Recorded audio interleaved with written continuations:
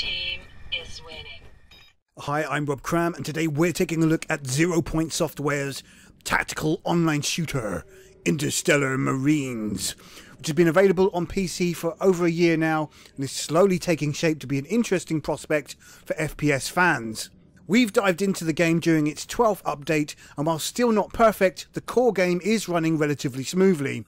First things first, the story is pretty inconsequential at this stage, as there's no single player component, so not really an issue for the online multiplayer.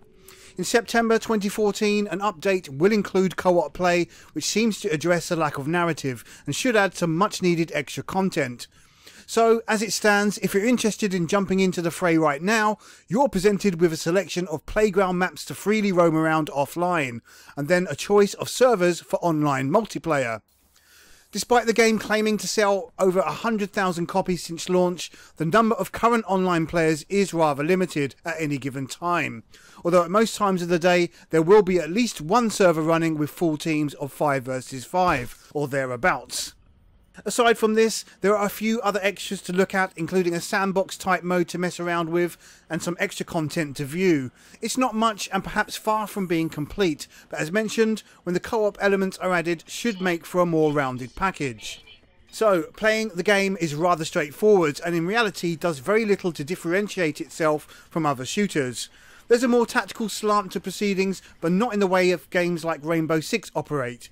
Whilst it's possible to move around the varied maps at a slow pace, the objective-based singular play doesn't lend itself to creeping around slowly, because doing so gives the opposition the chance to capture all of the points and win the round. So there's a forced engagement, which does help to keep the pace flowing well, but feels less tactical and methodical as a result. This is highlighted more when players are left as the last man standing and are informed they can respawn in a dead teammate if they kill or capture one of the points. Sadly, taking one's time here means the other team captures all the points and wins the round without any need to bother with the last man standing. There are also issues with hit detection, which can be attributed to latency and means leading and moving targets or simply hoping for the best when shooting unaware enemies at range. We've seen several moments where bullets seem to have no effect or kill instantly with a headshot. That said, the game is still in alpha and having these issues being looked at and tweaked. So it might sound like there's a lot of negatives and little much else for Interstellar Marines at present, but in fairness, the core game is rather gripping and quite well made.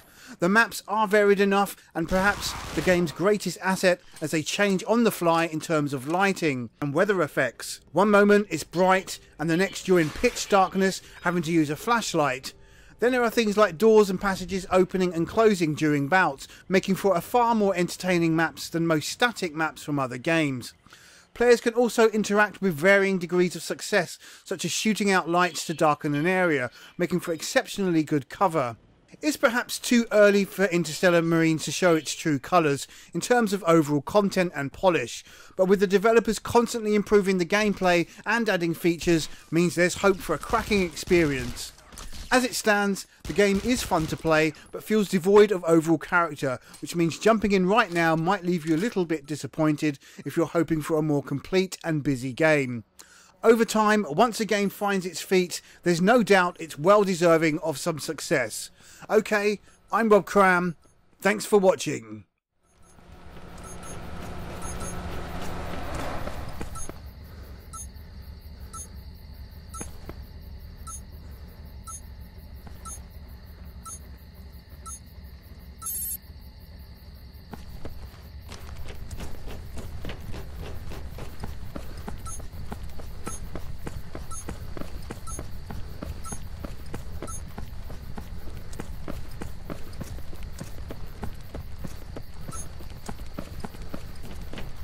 Your team is winning.